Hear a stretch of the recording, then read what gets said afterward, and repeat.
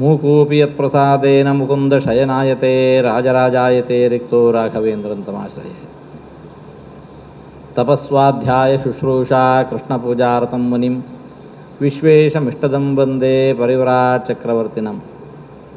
ಪೃಥ್ವೀಮಂಡಲಮಧ್ಯಸ್ಥಾ ಪೂರ್ಣಬೋಧಮತಾನುಗಾ ವೈಷ್ಣವಾ ವಿಷ್ಣುಹೃದಯಾಸ್ತಾನ್ನಮಸ್ಯೆ ಗುರುನ್ ಮಮ. ನಾರಾಯಣಾಯ ಪರಿಪೂರ್ಣಗುಣಾರ್ಣವಾಯ ವಿಶ್ವೋದಯಸ್ಥಿತಿಲಯೋನ್ನಿಯತಿಪ್ರದಾಯ ಜ್ಞಾನಪ್ರದಾಯ ವಿಬುಧಾಸುರಸೌಖ್ಯದುಃಖಸತ್ಕಾರಣಾಯ ವಿತತಾಯ ನಮೋ ನಮಸ್ತೆ.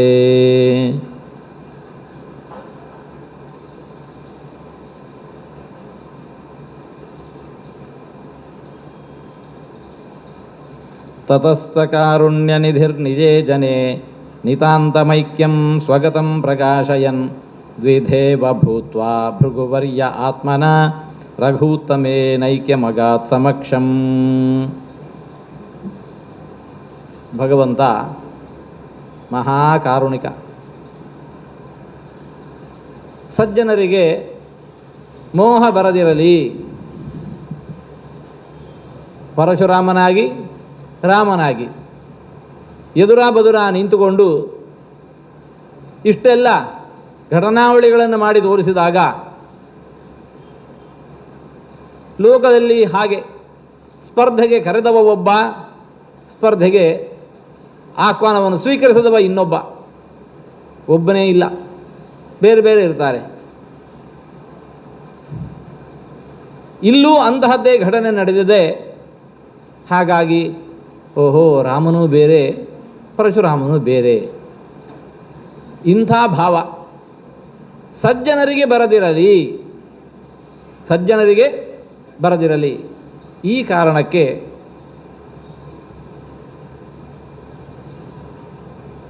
ದ್ವಿಧೇವ ಭೂತ್ವಾ ಭೃಗುವರ್ಯ ಆತ್ಮನ ರಘೂತ್ತಮೇನ ಐಕ್ಯಮಗಾತ್ ಸಮಕ್ಷಂ.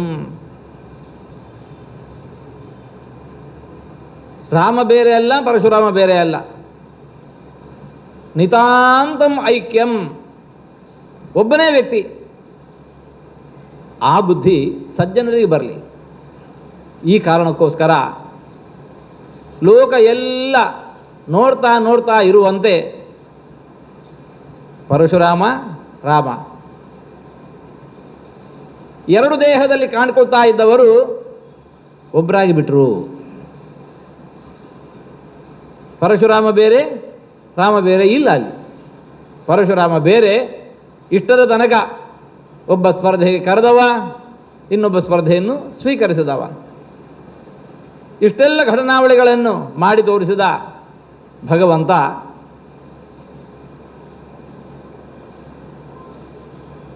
ತನ್ಮೀರುವರೊಳಗೆ ಇಂತಹ ಐಕ್ಯ ಇದೆ ಅನ್ನೋದನ್ನು ಸಜ್ಜನರಿಗೆ ತೋರಿಸೋದಕ್ಕೋಸ್ಕರ ಲೋಕ ಎಲ್ಲ ನೋಡ್ತಾ ನೋಡ್ತಾ ಇರುವಂತೆ ಇಬ್ಬರು ಕೂಡ ಅಪ್ಪಿಕೊಂಡು ನಿಂತುಕೊಂಡ್ರು. ಇದ್ದಕ್ಕಿದ್ದಂತೆ ಅಲ್ಲಿ ರಾಮ ಬೇರೆ ಇಲ್ಲ, ಪರಶುರಾಮ ಬೇರೆ ಇಲ್ಲ. ಈ ಮೂಲಕ ಸಜ್ಜನರಿಗೆ ಬರಬಹುದಾಗಿರತಕ್ಕಂತಹ ಮಿಥ್ಯಾಜ್ಞಾನ ಏನಿದೆ ಅಲ್ಲ, ಅದನ್ನೆಲ್ಲ ದೂರ ಮಾಡಿದ. ಆ ಬಳಿಕ ಸಮೇತ್ಯ ಚೈಕ್ಯಂ ಜಗದೋಭಿಪಶ್ಯತಃ ಪ್ರಣುದ್ಯ ಶಂಕಾಂ ಅಖಿಲಾಂ ಜನಸ್ಯ ಪ್ರದಾಯ ರಾಮಾಯ ಧನುರ್ವರಂ ತದಾ ಜಗಾಮ ರಾಮಾನ್ಮತೋರ್ಮಾಪತಿ. ಎಲ್ಲರೂ ನೋಡ್ತಾ ಇರುವಂತೆ ಹೀಗೆ ಐಕ್ಯವನ್ನು ಪಡೆದಂತಹ ಪರಶುರಾಮ ದೇವರು ಬೆಳಿಗ್ಗೆ ಪುನಃ ಹೊರಬಂದು ತಾವು ಈ ತನಕ ಧರಿಸಿದ್ದಂತಹ ಧನುಸ್ಸು ಏನಿದೆ ಅಲ್ಲ, ಅದನ್ನು ಆ ರಾಮನಿಗೇನೇ ಕೊಟ್ಟು ರಾಮನಿಂದ ಅನುಮತಿಯನ್ನು ಪಡ್ಕೊಂಡು ಪರಶುರಾಮ ದೇವರು ಹೊರಟು ಹೋದರು. ದಶರಥನ ಸ್ಥಿತಿ ಈವಾಗ ಹೇಗಿರಬೇಕು ಗಮನಿಸಿ. ತಥೋ ನೃಪೋತ್ಯರ್ಥ ಮುದಾಭಿಪೂರಿತಃ ಸುತೈ ಸಮಸ್ತೈ ಸ್ವಪುರೀಮವಾಪಃ. ಪರಶುರಾಮರು ಬರುವಾಗ ಸುಮ್ಮನೆ ಬಂದವರಲ್ಲವರು. ಆ ಬರುವ ವೇಗಕ್ಕೆ ಇಷ್ಟು ಧೂಳು ಹಾರ್ಕೊಂಡು ಬರ್ತಾ ಇದೆ ರಥದ ಮೇಲೆ. ಮಹಾ ಅನರ್ಥ ಆಗಿ ಹೋಗತ್ತೆ ಅಂತ ಭಾವಿಸಿದ ದಶರಥ ಮಹಾರಾಜ ದೀರ್ಘದಂಡ ಪ್ರಣಾಮ ಮಾಡಿ ನಮ್ಮ ಮಕ್ಕಳನ್ನು ಬಿಟ್ಟು ಬಿಡು ಅಂತ ಕೇಳಿಕೊಂಡಿದ್ದ. ಪರಶುರಾಮ ದೇವರು, ಇಲ್ಲ, 3 ಮಕ್ಕಳನ್ನು ಬೇಕಾದ್ರೆ ನೀನು ಕೊಟ್ಟು ಬಿಡ್ತೇನೆ, ರಾಮನ ಜೊತೆಗೆ ಯುದ್ಧ ಮಾಡೋದನ್ನು ನಾನು ಕಾಣಬೇಕು ಅಂತ ಹೇಳಿಕೊಂಡು ಅವನ ಮಾತಿಗೂ ಕಾಯದೆ ರಾಮನ ಸ್ಪರ್ಧೆಗೆ ಕರೆದಿದ್ದರು. ಆ ಸ್ಥಿತಿಯಲ್ಲಿ ದಶರಥನ ಪರಿಸ್ಥಿತಿ ಹೇಗಿದ್ದಿರಬೇಕು? ಇಳಿ ವಯಸ್ಸಿನಲ್ಲಿ ಮಕ್ಕಳನ್ನು ಪಡೆದವ, ಅದರಲ್ಲೂ ವಿಶೇಷತೋ ರಾಮಮುಖೇಂದು ಬಿಂಬಂ ಅವೇಕ್ಷ್ಯ ರಾಜ ಕೃತಕೃತ್ಯ ಆಸೀತ್. ಶ್ರೀರಾಮಚಂದ್ರನ ಮುಖವನ್ನು ಕಂಡು, ರಾಮನನ್ನು ಕಂಡ್ರೆ ಇಷ್ಟು ಆನಂದ, ನನ್ನ ಬದುಕು ಇವತ್ತಿಗೆ ಸಾರ್ಥಕವಾಯಿತು ಅನ್ನೋ ಭಾವ ರಾಮನನ್ನು ಕಂಡಾಗ ಮೂಡ್ತಾ ಇತ್ತು. ಯಾಕೆ? ಸಾಕ್ಷಾತ್ ವಾಸುದೇವನೇ ಶ್ರೀರಾಮನಾಗಿ ಬಂದವ, ಮೋಕ್ಷಪ್ರದನಾಗಿರತಕ್ಕಂತಹ ವಾಸುದೇವನೇ ರಾಮನಾಗಿ ಬಂದವ. ಅಂತಹ ರಾಮನ ಮುಖವನ್ನು ಕಂಡಾಗ ದಶರಥ ಮಹಾರಾಜನಿಗೆ ಇಂಥ ಸಂತೋಷ ಆಗಿತ್ತು ಅಂತಂದರೆ ಅದೇನೂ ಆಶ್ಚರ್ಯ ಇಲ್ಲ. ಇವತ್ತು ಪರಶುರಾಮದೇವರ ಸನ್ನಿಧಾನದಲ್ಲಿ ಹೀಗಾಯಿತು. ಬಂದಾಗ ಇಷ್ಟು ಬೆದರಿದ್ದ ಪರಶುರಾಮ ದೇವರು ರಾಮನಿಗೆ ವಿಜಯವನ್ನಿತ್ತು ಹೊರಟು ಹೋದಾಗ ಇಷ್ಟು ಆನಂದ ಆಯಿತು, ಇಷ್ಟು ಆನಂದ ಆಯಿತು. ಅತ್ಯರ್ಥ ಮುದಾಭಿಪೂರಿತ. ಆ ಸಂತೋಷದ ಎಲ್ಲೆಯನ್ನು ತೋರಿಸೋದು ಸಾಧ್ಯ ಇಲ್ಲ. ಎಲ್ಲ ಮಕ್ಕಳನ್ನು ಕೂಡಿಕೊಂಡು ಅಯೋಧ್ಯೆಯತ್ತ ತೆರಳಿದ. ರೇಮೇಥ ರಾಮೋಪಿ ರಮಾಸ್ವರೂಪಯ ತಯೈವ ರಾಜಾತ್ಮಜಯ ಹಿ ಸೀತೆಯ. ಶ್ರೀರಾಮಚಂದ್ರ ಅಯೋಧ್ಯೆಯನ್ನು ಸೇರಿಕೊಂಡವ, ಸೀತಾದೇವಿಯ ಜೊತೆಗೂಡಿಕೊಂಡು ವಿಹರಿಸಿದ. ಹೇಗೆ? ಯಥಾಪುರ ಶ್ರೀರಮಣ ಶ್ರಿಯಾತಯ ರಥೋ ನಿತಾಂತಂ ಹಿ ಪಯೋಬ್ಧಿ ಮಧ್ಯೆ ತಥಾತು ಅಯೋಧ್ಯಾಪುರಿಗೋ ರಘೂತ್ತಮೋಪಿ ಉವಾಸಕಾಲಂ ಸುಚಿರಂ ರಥಸ್ಥಯ. ಕ್ಷೀರಸಾಗರದ ಮಧ್ಯದಲ್ಲಿ ರಮಾನಾರಾಯಣರು ಹೇಗೆ ವಿಹರಿಸ್ತಾ ಇದ್ದಾರೆ, ಸೀತಾರಾಮರು ಇಲ್ಲಿ ಹಾಗೆ ವಿಹರಿಸ್ತಾ ಇದ್ದಾರೆ. ಯಾಕೆ? ಸೀತೆ ಬೇರೆ ಅಲ್ಲ, ರಮಾ ಬೇರೆ ಅಲ್ಲ, ನಾರಾಯಣ ಬೇರೆ ಅಲ್ಲ, ಶ್ರೀರಾಮಚಂದ್ರ ಬೇರೆ ಅಲ್ಲ. ಅಂತಹ ಸೀತಾರಾಮರಿಗೆ ಕ್ಷೀರಸಾಗರ ಬೇರೆ ಅಲ್ಲ, ಅಯೋಧ್ಯೆ ಬೇರೆ ಅಲ್ಲ. ನಾವೆಲ್ಲ ಹಾಗೆ ನಮ್ಮ ಸುತ್ತಮುತ್ತಲಿರತಕ್ಕಂತಹ ಕಾಲ, ಸೊತ್ತು, ವಸ್ತು ಇವುಗಳಿಂದ ನಾವು ಸುಖವನ್ನು ಪಡೆಯುವರು. ಆದರೆ ರಮಾನಾರಾಯಣರು ಭೌತಿಕ ವಿಷಯಗಳಿಂದ ಸುಖವನ್ನು ಪಡೆಯುವವರಲ್ಲ. ಅವರ ಸ್ವರೂಪವೇ ಜ್ಞಾನಾನಂದಾತ್ಮಕವಾಗಿರತಕ್ಕಂತಹ ಶರೀರ. ಭೌತಿಕವಾದ ದೇಹವೂ ಅವರಿಗಿಲ್ಲ. ಲೋಕದ ದೃಷ್ಟಿಗೆ ನಮ್ಮ ನಿಮ್ಮ ದೇಹದಂತೆ ದೇಹ ಇರುವವರಾಗಿ ಕಾಣಿಸಿಕೊಳ್ತಾರೆಯೇ ಹೊರತು ಭೌತಿಕವಾದ ದೇಹವೂ ಇಲ್ಲ.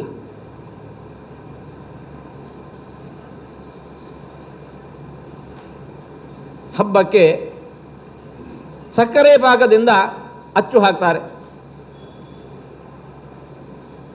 ನಾನಾ ಬಗೆಯ ಹಕ್ಕಿ ಇರಬಹುದು, ಪ್ರಾಣಿ ಇರಬಹುದು, ಇನ್ಯಾವುದೋ ಸೊತ್ತುಗಳನ್ನೆಲ್ಲ ಅಚ್ಚು ಹಾಕ್ತಾರೆ.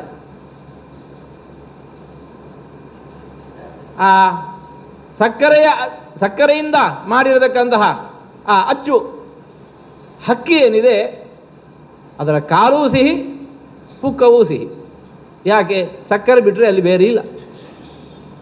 ಅದರಂತೆ ಭಗವಂತನ ದೇಹ ಅದು ಜ್ಞಾನಾನಂದ ಬೇರೆ ಅಲ್ಲ, ಅವನ ದೇಹ ಬೇರೆ ಅಲ್ಲ, ಅವನ ಗುಣಗಳು ಬೇರೆ ಅಲ್ಲ, ಅವನು ಬೇರಲ್ಲ. ಹಾಗಾಗಿ ಸುಖದ ಸಾಗರವೇ ಆಗಿರತಕ್ಕಂತಹ ರಮಾನಾರಾಯಣರು ಕ್ಷೀರಸಾಗರದೊಳಗೆ ಇದ್ದಾಗ ಏನು ಸುಖವನ್ನು ಅನುಭವಿಸ್ತಾ ಇರ್ತಾರೆ. ಅಯೋಧ್ಯಾಪಟ್ಟಣದೊಳಗಿರುವಾಗಲೂ ಕೂಡ ಅವರಂತೆ. ಶ್ರೀರಾಮಚಂದ್ರನ ಇಂಥ ಕಾರ್ಯಗಳು ಅವು ಒಂದಲ್ಲ ಎರಡಲ್ಲ, ಅತ್ಯಾಶ್ಚರ್ಯಕರವಾಗಿರುವಂತಹ ಕರ್ಮಗಳು. ಇಮಾನಿ ಕರ್ಮಾಣಿ ರಘೂತ್ತಮಸ್ಯ ಹರೇ ವಿಚಿತ್ರಾಣ್ಯಪಿ ನಾದ್ಭುತಾನಿ ದುರಂತಶಕ್ತಿರಥಜಾಸ್ಯ ವೈಭವಂ ಸ್ವಕೀಯ ಕರ್ತವ್ಯತೆಯಾನುವರ್ಣ್ಯತೆ. ಶ್ರೀಮದಾಚಾರ್ಯರು ಶ್ರೀರಾಮಚಂದ್ರನ ಚರಿತೆಯನ್ನು ಹೀಗೆ ವರ್ಣಿಸ್ತಾ ಅಂತ ಇದ್ದಾರೆ, ನಿಮಗೆಲ್ಲ ಭಗವಂತನ ಇಂತಹ ಚರಿತೆಯನ್ನು ಕಂಡಾಗ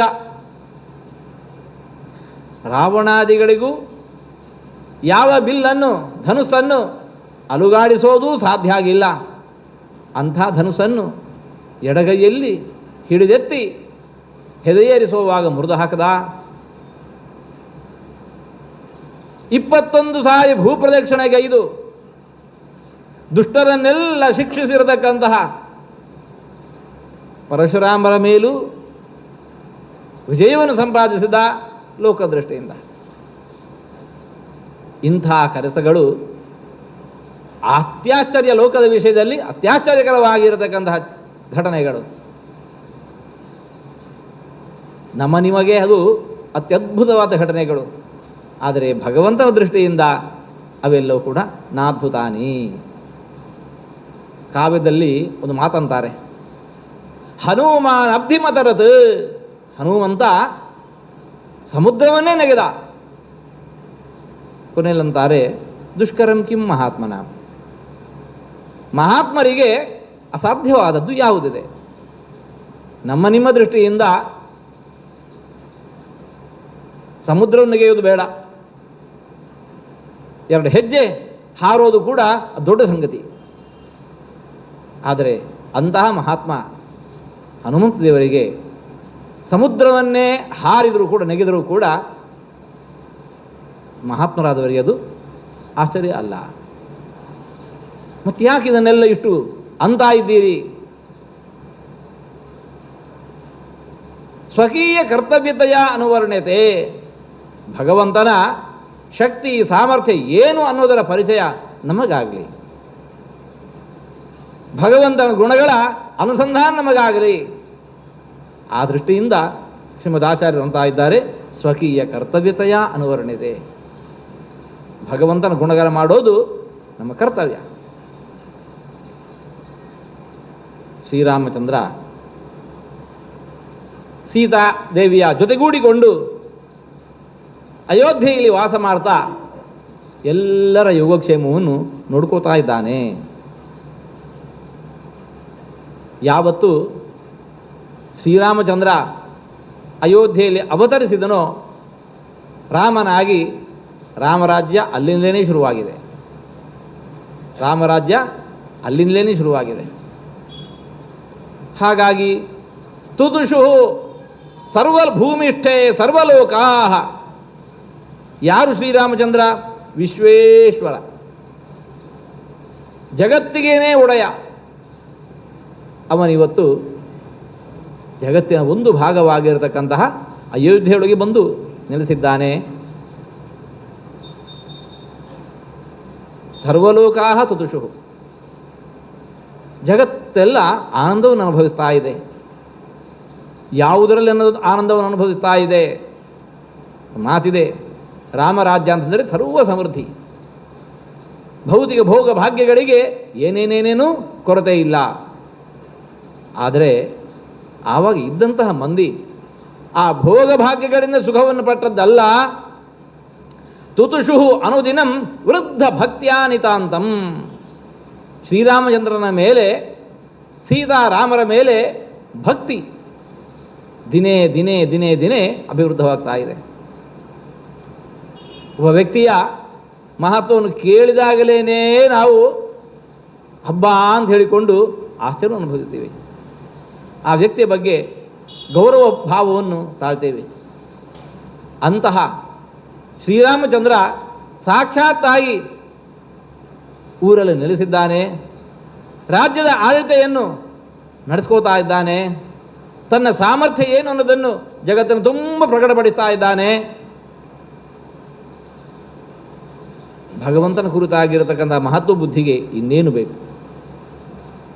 ಮಾಹಾತ್ಮ್ಯ ಜ್ಞಾನಪೂರ್ವಸ್ತು ಸುದೃಢ ಸರ್ವತೋಧಿಕ ಸ್ನೇಹ ಭಕ್ತಿರಿತಿ ಪ್ರೋಕ್ತಃ. ಭಕ್ತಿಯ ಮೂಲ ಬೀಜ ಅದು. ಏನು ಭಕ್ತಿ? ಭಕ್ತಿ ಅಂತಂದರೆ ಪ್ರೀತಿ, ಭಕ್ತಿ ಅಂತಂದರೆ ಸ್ನೇಹ. ಯಾವ ಸ್ನೇಹ? ಸ್ನೇಹ ಮನೆ ಮಂದಿಯ ಮೇಲೂ ಮಾಡ್ತೇವೆ, ಸಾಕು ಪ್ರಾಣಿಗಳ ಮೇಲೂ ಮಾಡ್ತೇವೆ. ಇದು ಭಕ್ತಿ ಅಲ್ಲ, ಇದು ಭಕ್ತಿ ಅಲ್ಲ. ಅವರಿಂದ ನಮಗೇನೋ ಲಾಭ ಇದೆ ಅನ್ನೋ ಮೋಹ.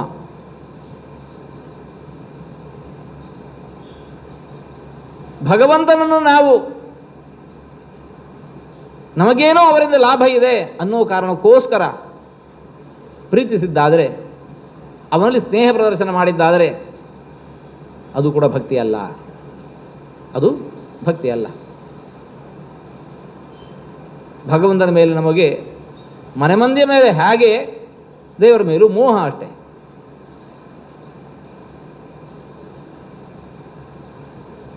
ಪ್ರೀತಿಯಿಂದ ಸಾಕಿರ್ತೀವಿ, ಒಂದು ಸಾಕು ಪ್ರಾಣಿ, ಭಾರಿ ಪ್ರೀತಿ. ಒಂದು ದಿವಸ ಅದೇನು ಮಾಡ್ತು, ತಿರುಗಿನಂತೂ ನಮಗೇನೆ ಗುರ್ರಂತು, ನಮ್ಮೇಲೇ ಹಾರಿ ಬಿಡ್ತು. ಮರುದಿಸುವುದನ್ನು ಹೊಡೆದಾಕಿ ಬಿಡ್ತೀವಿ. ಹಾಗೆ ಇಷ್ಟು ದಿವಸ ಇದ್ದದ್ದು ಏನು? ನಮಗೆ ಅನುಕೂಲರಾಗಿದ್ದರೆ ಎಲ್ಲ ಬೇಕು, ನಮಗೆ ಅನುಕೂಲರಾಗಿ ಇಲ್ಲ, ನಿವಾರಣೆ ಮಾಡಿಬಿಡೋದು. ನಮ್ಮ ಬದುಕಲ್ಲೂ ಇಂತಹ ಸಂದರ್ಭಗಳು ಬರ್ತಾವೆ. ಎಲ್ಲ ಅನುಕೂಲವಾಗಿದ್ದಾಗ ದೇವರು ದೇವರು ದೇವರು ಅದು ದೊಡ್ಡದಲ್ಲ. ನಮ್ಮದ್ದೇ ಪೂರ್ವ ಕರ್ಮದಿಂದಾಗಿ ಈ ಬಾರಿ ನಾವು ಕೇಳಿದನ್ನು ದೇವರು ಕೊಟ್ಟಿಲ್ಲ. ಮರುದಿನ ಸಹಸ್ರನಾಮ ಶುರುವಾಗೋದೇ ಬೇರೆ. ಏನ್ರಿ ದೇವರು, ಯಾಕ್ರಿ ದೇವರು, ಎಷ್ಟು ಮಾಡಿದ್ದೇನೆ ದೇವರಿಗೆ, ಎಷ್ಟು ಸಾಧನೆ, ಎಷ್ಟು ಅನುಷ್ಠಾನ, ಏನೆಲ್ಲ ಮಾಡಿದ್ದೇನೆ, ದೇವರಿಗೇನೋ ಭಾರಿ ಉಪಕಾರ ಮಾಡಿದ ಹಾಗೆ. ಈ ಹೊತ್ತಿಗೆ ನನ್ನ ದೇವರು ಕೈ ಬಿಡೋದಾ? ದೇವರು ದೊಡ್ಡವನ? ನಮ್ಮ ಬುದ್ಧಿ ಗಮನಿಸಿ, ಎಲ್ಲ ಅನುಕೂಲ ಆಗಿದ್ದಾಗ ಕೇಳಿದ್ದನ್ನೆಲ್ಲ ಕೊಟ್ಟಿದ್ದಾನೆ, ಹಾಗಾದ್ರೆ ದೇವರು ದೊಡ್ಡವ. ನಮ್ಮದ್ದೇ ತಪ್ಪು, ದೇವರು ಇವತ್ತು ಅದಕ್ಕೆ ಕೊಟ್ಟಿಲ್ಲ. ದೇವರನ್ನೇ ದೂರಲಿಕ್ಕೆ ಪ್ರಾರಂಭ ಮಾಡ್ತೇವೆ. ಹಾಗಾದರೆ ಇಷ್ಟು ದಿವಸ ದೇವರ ಕುರಿತಾಗಿ ನಮ್ಮಲ್ಲಿದ್ದದ್ದು ಏನು? ಬರೀ ಮೋಹ ಅಷ್ಟೆ.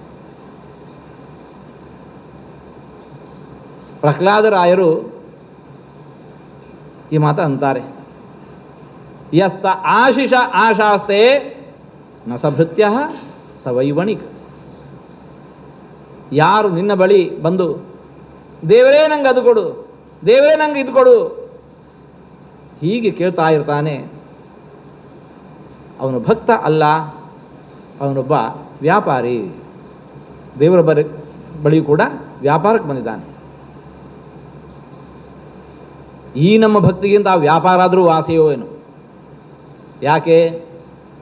ಟೇಬಲ್ ಮೇಲೆ 100 ರೂಪಾಯಿ ಇಡ್ತೇನೆ, ನೋಡಪ್ಪ 1 kg ಅಕ್ಕಿ ಕೊಡು ಅಂತ ಹೇಳ್ತೇವೆ. ಆದರೆ ದೇವರ ಹತ್ರ ಬಂದಾಗ ನಮ್ಮ ವ್ಯವಹಾರ ಹೇಗಿರುತ್ತೆ? ದೇವರೇ ನೋಡಿ, ನನಗೆ ಇಂಥದ್ದೆಲ್ಲ ಬೇಕು, ಪಟ್ಟಿಯನ್ನೇ ಮುಂದಿಡ್ತೇವೆ, ಇಂಥದ್ದೆಲ್ಲ ಬೇಕು, ನೀ ಮಾಡಿಸಿಕೊಟ್ಟಿ ಅಂತಂದರೆ ನಿಂಗೊಂದು ಸರ್ವಸೇವೆ, ನಿಂಗೊಂದು ಪಂಚಾಮೃತ ಸೇವೆ, ನಿಂಗೊಂದು ಮಹಾಪೂಜೆ ಸೇವೆ. ಇಷ್ಟು ದೊಡ್ಡ ಪಟ್ಟಿಯನ್ನು ಇಡ್ತೇವೆ, 100 ರೂಪಾಯಿಯ 1000 ರೂಪಾಯಿಯ ಆಮಿಷವನ್ನು ದೇವರಿಗೆ ಕೊಡ್ತೇವೆ. ಇಷ್ಟೆಲ್ಲ ಮಾಡಿಕೊಟ್ರೆ ಇಂಥವನ್ನು ಸೇವೆ ಸಲ್ಲಿಸ್ತೇನೆ. ನಮ್ಮ ಭಾವ ಹೇಗಿರುತ್ತೆ? ನಾವು ಕೊಡುವ 1000 ರೂಪಾಯಿಗೋಸ್ಕರ ದೇವರು ಆಮಿಷಕ್ಕೆ ಬಲಿಯಾಗಿ ನಾವು ಕೇಳಿದ್ದನ್ನೆಲ್ಲ ಕೊಡಬೇಕು. ದೇವರಿಗಿದು ಬೇಕೇ? ಈ ಪರಿಯ ಸೊಬಗ ಆವ ದೇವರಲ್ಲೂ ಕಾಣೆ. ಧರಣಿ ದೇವಿ ದೊರೆಯತನದಲ್ಲಿ ನೋಡೆ ಧರಣಿ ದೇವಿಗೇ ರಮಣ, ಸಿರಿಯತನದಲ್ಲಿ ನೋಡೆ ಶ್ರೀಕಾಂತನು. ತುಂಡು ಭೂಮಿಯಲ್ಲಿ ಬೇಲಿ ಹಾಕ್ಕೊಂಡು ನಾನೇ ಜಮೀನ್ದಾರರು ಅಂತ ಮೆರೆಯೋದು, ಅವನು ಧರಣಿ ದೇವಿಗೇ ರಮಣ. 1 ಕೋಟಿ ರೂಪಾಯಿ ಇದೆ ಅಂತ ಹೇಳಿಕೊಂಡು ನಾವೇ ಭಾರಿ ಹಾರಾಡೋದು. ಆ ಕೋಟಿ ರೂಪಾಯಿ ಸಂಪಾದನೆ ಮಾಡಲಿಕ್ಕೆ ಆ ಮಹಾಲಕ್ಷ್ಮಿಗೆ ನಾವು ಎಷ್ಟು ಬಾರಿ ನಮಸ್ಕಾರ ಮಾಡಿದ್ದೇವೆ ನಮಗೆ ಗೊತ್ತು. ಅವನು ಸಿರಿಯತನದಲ್ಲಿ ನೋಡೆ ಶ್ರೀಕಾಂತನು. ಅಂಥ ದೇವರು ನಾವು ಕೊಡುವ 1000 ರೂಪಾಯಿಗೆ ನಾವೊಡ್ಡುವ ಆಮಿಷಕ್ಕೆ ದೇವರು ಬಲಿಯಾಗಬೇಕು ಅಂತ ಬಯಸ್ತೇವೆ. ಅಲ್ಲ, ದೇವರ ಬಳಿ ಯಾರು ಅದು ಬೇಕು ಇದು ಬೇಕು ಅಂತ ಬಯಸ್ತಾನೆ ಅವನು ಭಕ್ತ ಅಲ್ಲ. ಹಾಗೆ ಬೇಕಾದರೆ ಏನು ಮಾಡಲಿ, ಭಗವಂತನ ಜೊತೆಗೆ ವ್ಯವಹಾರವು ಕೂಡ ಪ್ರಾಮಾಣಿಕವಾಗಿದೆ. ಪಾಡಿದರೆ ಎನ್ನ ಒಡೆಯನ ಪಾಡುವೆ, ಬೇಡಿದರೆ ಎನ್ನ ಒಡೆಯನ ಬೇಡುವೆ, ಒಡೆಯಗೆ ಒಡಲನ್ನು ತೋರುವೆ. ಯಾರ್ಯಾರ ಬಳಿಗೆ ಹೋಗೋದ್ರ ಬದಲು ಇಲ್ಲೇ ಬರೋಣ. ಆದರೆ ನಮ್ಮ ಭಾವ ಹೇಗಿರಬೇಕು? ಮತ್ತು ಭಗವಂತನ ಮಹತ್ವ ಅರಿವಾದಾಗ, ಭಗವಂತನ ಮಹತ್ವ ಯೋಗ್ಯತೆ ಏನು ಅನ್ನೋದು ಅರಿವಾದಾಗ ಮೂಡುವ ಸ್ನೇಹ ಏನಿದೆಯಲ್ಲ, ಪ್ರೀತಿ ಏನಿದೆಯಲ್ಲ, ಗೌರವ ಏನಿದೆಯಲ್ಲ, ಅದು ಭಕ್ತಿ. ಭಗವಂತನ ಮಹತ್ವದ ಅರಿವಾದಾಗ ಸಹಜವಾಗಿ ಮೂಡುವಂತಹ ಪ್ರೇಮ, ಗೌರವ, ಪ್ರೀತಿ ಏನಿದೆಯಲ್ಲ, ಅದು ಭಕ್ತಿ ಅಂತ ಅನಿಸುತ್ತೆ. ಶ್ರೀಮದ್ ಆಚಾರ್ಯರು ನಮಗೆ ಮಾಡಿರುವ ದೊಡ್ಡ ಅನುಗ್ರಹ,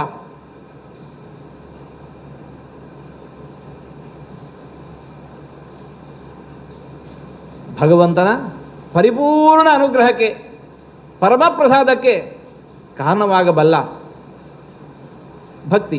ಭಕ್ತಿಯೈವ ತುಷ್ಟಿಮಭ್ಯೇತಿ ವಿಷ್ಣು ನಾನೇನ ಕೇನಚಿತ್. ಅಂತಹ ಭಕ್ತಿಯ ಮೂಲ ಬೀಜ ತತ್ವಜ್ಞಾನ. ಅಂತಹ ಭಕ್ತಿಯ ಮೂಲ ಬೀಜ ತತ್ವಜ್ಞಾನ. ಶ್ರೀಮದ್ ಆಚಾರ್ಯರು ನಮ್ಗೆ ಏನು ಕೊಟ್ಟರು? ಅಂಥ ತತ್ವಜ್ಞಾನವನ್ನು ಕೊಟ್ಟರು. ಅಂಥ ತತ್ವಜ್ಞಾನವನ್ನು ಕೊಟ್ಟರು. ಆಗಿನ ಮಂದಿ ಭಗವಂತನ ಮಹತ್ವವನ್ನು ಹೀಗೆ ತಾವೆಲ್ಲ ನಾನಾ ಘಟನೆಗಳ ಮೂಲಕ ಪ್ರತ್ಯಕ್ಷವಾಗಿ ಅನುಭವಿಸಿ ಭಗವಂತನ ಕುರಿತಾಗಿ, ಶ್ರೀರಾಮಚಂದ್ರನ ಕುರಿತಾಗಿ ಆ ಗೌರವ ಭಾವವನ್ನು ಪಡೆದಿದ್ದಾರೆ. ಆ ಜ್ಞಾನ ಅದು ಪ್ರೀತಿಯ ಸಹಿತವಾಗಿ ಭಕ್ತಿಯಲ್ಲಿ ಪರ್ಯವಸಾನವಾಗಿದೆ. ತುತುಷು ಅನುದಿನಂ ವೃದ್ಧ ಭಕ್ತ್ಯಾನಿತಾಂತಂ. ಆ ಮಂದಿ ಭಕ್ತಿಯಿಂದ ಸಂತೋಷಪಟ್ಟರು, ಭೋಗಭಾಗ್ಯಗಳಿಂದಲ್ಲ. ಭೋಗಭಾಗ್ಯಗಳಲ್ಲಿ ಇರ್ತಾವೆ, ಭಗವಂತ ಇದ್ದಲ್ಲಿ ಯಾವುದಕ್ಕೆ ಕೊರತೆ? ಎಲ್ಲ ಇದೆ. ಆದರೆ ಸಂತೋಷಪಡುವ ಆ ಭಕ್ತ ವರ್ಗ ಅವರು ಭಕ್ತಿಯಿಂದ ಸಂತೋಷಪಟ್ಟರೆ ಹೊರತು ಈ ಭೋಗಭಾಗ್ಯಗಳಿದ್ದಾವೆ ಅಂತ ಖುಷಿಪಟ್ಟದ್ದಲ್ಲ. ಶ್ರೀರಾಮಚಂದ್ರನ ಇಂಥ ಮಹತ್ವ ಊರೊಳಗೆಲ್ಲ ಪಸರಿಸ್ತಾ ಇದೆ. ದಶರಥ ಮಹಾರಾಜನಿಗೆ ಅವನ ಮಂತ್ರಿಗಳು, ಅವನ ಪುರೋಹಿತರು, ಋಷಿಮುನಿಗಳು ಎಲ್ಲ ಬಂದು ಸಲಹೆ ನೀಡಿದರು. ರಾಮನನ್ನು ಪಟ್ಟಾಭಿಷೇಕ ಮಾಡೋಣ, ರಾಮನಿಗೆ ಪಟ್ಟಾಭಿಷೇಕ ಮಾಡೋಣ. ಸರ್ವಸಮರ್ಥನಿದ್ದಾನೆ. ಸಾಮರ್ಥ್ಯ ಏನು ಅನ್ನೋದು ಜಗತ್ತಿಗೆ ಪ್ರಕಟ ಆಗಿ ಹೋಯಿತು. ಸಮಸ್ತ ಕ್ಷತ್ರಿಯರನ್ನು ಮಣಿಸಿರತಕ್ಕಂತಹ ಪರಶುರಾಮ ದೇವರ ಜೊತೆಗೂ ಕೂಡ ಪ್ರೀತಿಯನ್ನು ಸಂಪಾದಿಸಿಕೊಂಡು ಬಂದಿದ್ದಾರೆ ಅಂತಂದರೆ ರಾಜ್ಯವಾಳಬೇಕಾದಂತಹ ಯೋಗ್ಯತೆಗೆ ಇನ್ನೇನು ಸಾಕ್ಷಿ ಬೇಕು. ಹಾಗಾಗಿ ರಾಮನನ್ನು ರಾಜನನ್ನಾಗಿ ಮಾಡೋಣ. ದಶರಥ ಮಹಾರಾಜ ತಾನು ಇದನ್ನೇ ಬಯಸಿದ್ದ. ಆತ್ಮನಃ ಅರ್ಥ್ಯಂ. ಕಾಳಿದಾಸ ರಘುವಂಶದ ಕುರಿತಾದ ಕಾವ್ಯವನ್ನು ಬರೆಯುವಾಗ ಪ್ರಾರಂಭದಲ್ಲಿ ಒಂದು ಮಾತನ್ನಂತಾನೆ. ಆಗಿನ ಕಾಲದ ಕ್ಷತ್ರಿಯರ, ವಿಶೇಷವಾಗಿ ರಘುವಂಶದ ಕ್ಷತ್ರಿಯರ ಬದುಕಿನ ನಡವಳಿ ಹೇಗಿತ್ತು? ಶೈಶವೇಭ್ಯಸ್ತ ವಿದ್ಯಾನಾಂ ಯೌವನೆ ವಿಷಯೈಷಿಣಾಂ ವಾರ್ಧಕೆ ಮುನಿವೃತ್ತೀನಾಂ ಯೋಗೇನಾಂತೆ ತನುತ್ಯಜಾಂ. ಶೈಶವೇಭ್ಯಸ್ತ ವಿದ್ಯಾನಾಂ, ಎಳವೆಯಲ್ಲಿ ಗುರುಗಳ ಬಳಿಗೆ ಗುರುಕುಲಕ್ಕೆ ಹೋಗಿ ಒಳ್ಳೆಯ ಶಾಸ್ತ್ರಾಭ್ಯಾಸ, ಸಕಲ ಶಾಸ್ತ್ರಗಳ ಅಭ್ಯಾಸ. ಶೈಶವೇ ಅಭ್ಯಸ್ತ ವಿದ್ಯಾನಾಂ. ಯಾವಾಗ ಯೌವನ ಬಂತು, ದೇಶ ಕೋಶ ರಕ್ಷಣೆ ಇವನ್ನೆಲ್ಲ ನೋಡ್ಕೋತಾ ಇದ್ರು. ವಯಸ್ಸು ಮೀರ್ತಾ ಇದೆ, ವಾರ್ಧಕ್ಯ ಬಂತು ಅಂತಂದಾದಾಗ ಮುನಿವೃತ್ತಿನ ಸರ್ವವನ್ನು ಕೂಡ ಮಕ್ಕಳಿಗೆ ಜವಾಬ್ದಾರಿಯನ್ನು ನೀಡಿ ನೇರ ಕಾಡಿಗೆ ಹೋಗ್ತಾ ಇದ್ರು. ನಿನ್ನೆ ದಿನಸದಕ ಕೈ ಕಾಲುಗಳಿಗೆ ಸಹಸ್ರ ಮಂದಿ ಆಳು ಕಾಳುಗಳು, ಏನು ಬಹುಪರಾಗ ಎಲ್ಲ. ನಾಡಿ ದಿವಸ ಅರಣ್ಯದ ನಡುವೆ ಜೋಪಡಿ ಹಾಕೊಂಡು, ಗುಡಿಸಲು ಹಾಕೊಂಡು ಮುನಿಗಳಂತೆ ಬದುಕ್ತಾ ಇದ್ರು. ಆ ಸ್ಥಿತಿಯನ್ನೊಮ್ಮೆ ನಾವು ಗಮನಿಸಿ.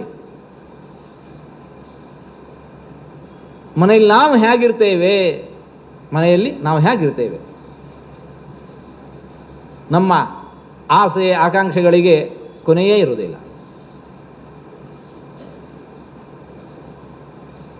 ಅಂಥ ಚಕ್ರವರ್ತಿಗಳು ಒಬ್ಬರಲ್ಲ ಇಬ್ಬರಲ್ಲ. ಗಮನಿಸಿ ನೀವು, ಪೂರ್ವ ಆ ಪುರಾಣಗಳು ತೆಗೆದು ನೋಡಿ. ಸರ್ವಸಂಗ ಪರಿತ್ಯಾಗಿಗಳಾಗಿ ಕಾಡಿಗೆ ಹೋಗಿ ಮುನಿಗಳಂತೆ ಬದುಕ್ತಾ ಇದ್ರು. ಗೆಡ್ಡೆ ಗೆಣಸು ತಿಂದುಕೊಂಡು ಬದುಕ್ತಾ ಇದ್ರು ರಾಜರಾಣಿಯರು. ವಾರ್ಧಕೆ ಮುನಿವೃತ್ತೀನಾಂ. ಹಾಗಾಗಿಯೇ ಮುಂದೆ ಯೋಗೇನ ಅಂತೆ ತನುತ್ಯಜಾಂ. ಪ್ರಾಣೋತ್ಕ್ರಮಣ ಕಾಲ ಹೇಗಿರ್ತಾ ಇತ್ತು ಅವರದ್ದು? ಯೋಗ ಧಾರಣೆ ಮಾಡಿಕೊಂಡು ಪ್ರಾಣತ್ಯಾಗ ಮಾಡೋರು. ಯೋಗ ಧಾರಣೆ ಮಾಡಿಕೊಂಡು ಪ್ರಾಣತ್ಯಾಗ. ಹೇಗೆ ಅವರಿಗೆ ಸಾಧ್ಯ ಆಯಿತು? ವಾರ್ಧಕದಲ್ಲಿ ಮುನಿವೃತ್ತಿಯಿಂದ ಇದ್ದದ್ದಕ್ಕೆ. ವಾರ್ಧಕ್ಯದಲ್ಲಿ ಮುನಿವೃತ್ತಿಯಿಂದ ಇದ್ದದ್ದಕ್ಕೆ. ಅದು ಇಲ್ಲ ಅಂತಾದರೆ ಅದಕ್ಕೋಸ್ಕರವೇ ನಮ್ಮದ್ದೇನಾಗ್ತಾ ಇದೆ? ಯೋಗೇನ ಅಂತೆ ತನುತ್ಯಜಾಂ ಅಲ್ಲ, ರೋಗೇಣ ಅಂತೆ ತನುತ್ಯಜಾಂ. ನಮ್ಮ ಸ್ಥಿತಿ ಹೀಗೆ. ದಶರಥ ಮಹಾರಾಜ ಅಂತಹ ಚಕ್ರವರ್ತಿಯಾಗಿ ರಘುವಂಶದಲ್ಲಿ ಬಂದವನಾಗಿ ಮಂತ್ರಿಗಳು, ಅಮಾತ್ಯರು, ಋಷಿಗಳು, ಮುನಿಗಳು, ಪುರೋಹಿತರು ಕೊಟ್ಟ ಸಲಹೆಯನ್ನು ಸಂತೋಷದಿಂದ ಸ್ವೀಕರಿಸಿದ. ರಾಮನಿಗೆ ನಾಳೆ ಪಟ್ಟಾಭಿಷೇಕ ಮಾಡೋಣ ತೀರ್ಮಾನ ಮಾಡಿದ. ಇಂಥ ವಿಚಾರ ಶ್ರೀರಾಮಚಂದ್ರ ದಶರಥ ಮಹಾರಾಜ ನಾಳೆ ದಿವಸ ಮಗನಿಗೆ ಪಟ್ಟಾಭಿಷೇಕ, ರಾಮಚಂದ್ರನಿಗೆ ಪಟ್ಟಾಭಿಷೇಕ ಮಾಡಬೇಕು ಅಂತ ತೀರ್ಮಾನ ಮಾಡಿದ್ದಾನೆ ಅನ್ನೋ ವಿಚಾರ ಕೈಕೈಯ ದಾಸಿ ಆಗಿರತಕ್ಕಂತಹ ಮಂಥರೆ ಕಿವಿಗೆ ಬಿತ್ತು. ದಧ್ವೇ ತನ್ಮಂಥರಾಯಾ ಯಾರೀಕೆ ಶ್ರುತಿಪಥ ಮಗಮತ್ ಭೂಮಿಗಾಯಾ ಅಲಕ್ಷ್ಮ್ಯಾ. ಆ ಅಲಕ್ಷ್ಮಿಯೇ ಭೂಮಿಯಲ್ಲಿ ಇವತ್ತು ಮಂಥರೆಯಾಗಿ ಬಂದವಳು. ಯಾರೀಕೆ? ಆಕೆಯ ಹಿಸ್ಟ್ರಿ ಹೇಳ್ತಾ ಇದ್ದಾರೆ. ಪೂರ್ವಂ ಕ್ಷೀರಾಬ್ಧಿಜಾತ ಕಥಮಪಿ ತಪಸೈವ ಅಪ್ಸರಸ್ತ್ವಂ ಪ್ರಯಾತ ತಾಂ ನೇತುಂ ತತ್ತಮೋಂಧಂ ಕಮಲಜನಿರುವಾಚ ಆಶು ರಾಮಾಭಿಷೇಕಂ ಭೂತ್ವಾ ದಾಸೀ ವಿಲುಂಪ ಸ್ವಗತಿಮಪಿ ತತಃ ಪ್ರಾಪ್ಸ್ಯಸೆ ಕರ್ಮಣಾತ್ವಂ ಸೇತ್ಯುಕ್ತ ಮಂಥರಾಸೀತ್ ತದನ್ನು ಕೃತವತ್ಯೇವ ಚೈತತ್ ಕುಕರ್ಮ. ಪೂರ್ವಂ ಕ್ಷೀರಾಬ್ಧಿಜಾತ, ಸಮುದ್ರ ಮಥನ ಕಾಲದಲ್ಲಿ ಮಹಾಲಕ್ಷ್ಮಿಯ ಉದಯಕ್ಕಿಂತ ಮುಂಚೆ ಬಂದವಳು. ಜ್ಯೇಷ್ಠಾಂ ಅಲಕ್ಷ್ಮೀನ್ನಾಶಯಾಮ್ಯಹಂ.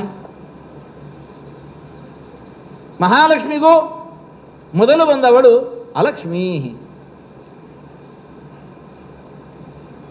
ಭಾರೀ ತಪಸ್ಸು ಮಾಡಿ ನಾನು ಒಬ್ಬ ಅಪ್ಸರಾಸ್ತ್ರೀ ಆಗಬೇಕು ಅಂತ ತಪಸ್ಸು ಮಾಡಿದ್ಲು. ಬ್ರಹ್ಮದೇವರನ್ನು ತಪಸ್ಸಿನಿಂದ ಮೆಚ್ಚಿಸಿದ್ಲು.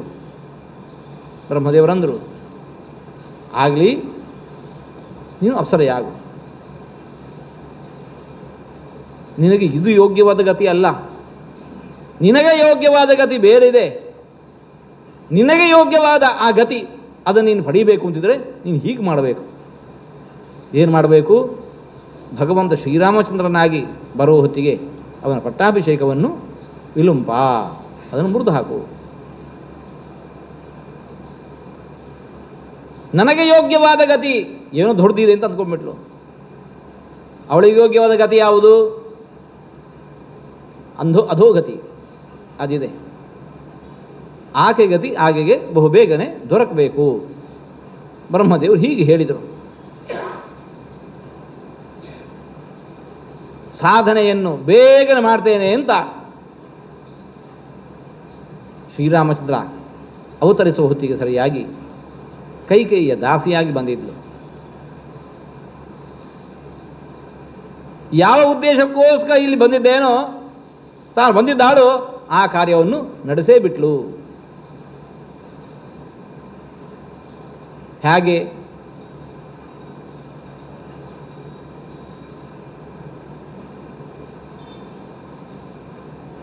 ತದ್ವಾಕ್ಯಾತ್ ಕೈಕಯೀ ಸಾ ಪತಿಗ ವರಬಲಾದ ಆಜಹಾರ ಇವ ರಾಜ್ಯಂ ರಾಮ ತದ್ಗೌರವೇಣ ತ್ರಿದಶ ಮುನಿಕೃತೆ ಅರಣ್ಯಮೇವ ಆವಿವೇಶ ಸೀತಾಯುಕ್ತೋ ಅನುಜೇನ ಪ್ರತಿದಿನ ಸುವಿವೃದ್ಧೋರು ಭಕ್ತ್ಯಾ ಸಮೇತ ಸಂಸ್ಥಾಪ್ಯ ಅಶೇಷ ಜಂತೂನ್ ಸ್ವವಿರಹಜ ಶುಚ ತ್ಯಕ್ತ ಸರ್ವೇಷಣಾರ್ಥಾನ್.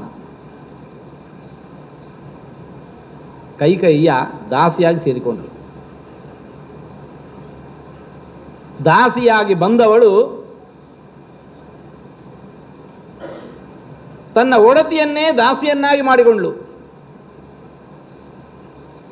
ದಾಸಿಯಾಗಿ ಬಂದವಳು ತನ್ನ ಒಡತಿಯನ್ನೇ ದಾಸಿಯನ್ನಾಗಿ ಮಾಡಿಕೊಂಡಳು. ಆಕೆ ಹೇಳಿದ ಹಾಗೆ ಕುಣಿಬೇಕು, ಹಾಗೆ ಮಾಡ್ಕೊಂಬಿಟ್ರು. ದುಷ್ಟರ ಸಂಸರ್ಗ ಹಾಗೆ. ನಾವಂದುಕೊಳ್ಳೋದು ನಾವವರನ್ನು ಆಳ್ತಾ ಇದ್ದೇವೆ ಅಂತ ಹೇಳಿಕೊಂಡು, ಪೂರ ಮುಳುಗಿದ ಮೇಲೆ ಗೊತ್ತಾಗೋದು ನಾವು ಅವರನ್ನು ಆಳ್ತಾ ಇಲ್ಲ, ಅವರು ನಮ್ಮನ್ನು ಆಳ್ತಾ ಇದ್ದಾರೆ ಅಂತ ಹೇಳಿಕೊಂಡು. ದುಷ್ಟ ಚಟಗಳು ಮೊದಲು ವ್ಯಕ್ತಿ ತಾನು ಹೆಂಡವನ್ನು ಕುಡಿತಾನೆ. ಕೊನೆಗೆ ಹೆಂಡವೇ ಇವನನ್ನು ಕುಡಿದು ಬಿಡದು. ಮಂಥರ ಹಾಗೆ ದಾಸಿಯಾಗಿ ಬಂದವಳು ಒಡತಿಯನ್ನೇ ದಾಸಿಯನ್ನಾಗಿ ಮಾಡಿಕೊಂಡು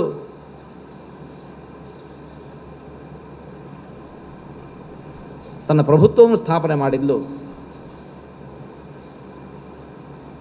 ಮತಿಗೆಟ್ಟ ಕೈಕೇಯಿ ತಾನು ಹಿಂದೆ ಪಡೆದಿದ್ದಂತಹ 2 ವರಬಲದಿಂದಾಗಿ ರಾಮನ ರಾಜ್ಯವನ್ನು ಸೆಳ್ಕೊಂಡ್ಬಿಟ್ಲು.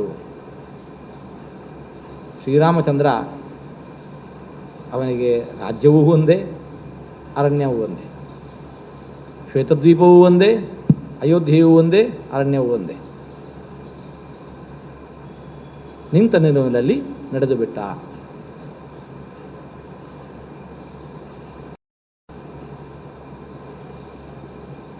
ಶ್ರೀರಾಮಚಂದ್ರನ ಇಂಥ ವ್ಯಕ್ತಿತ್ವ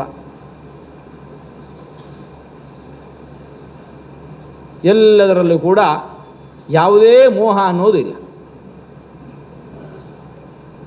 ನಿನ್ನೆ ದಿವಸ ಪಟ್ಟಾಭಿಷೇಕ ಆಗತ್ತೇ ನಾಳೆ ಅಂತಂದಾದಾಗ ಅವನ ಮುಖದಲ್ಲಿ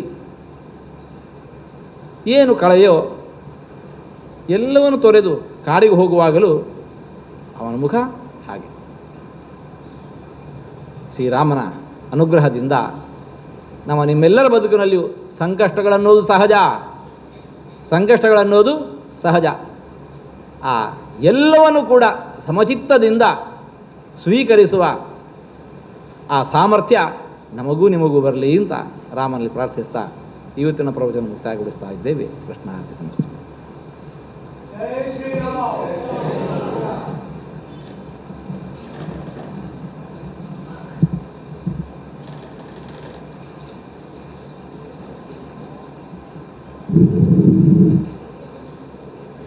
ಗೋವಿಂದ.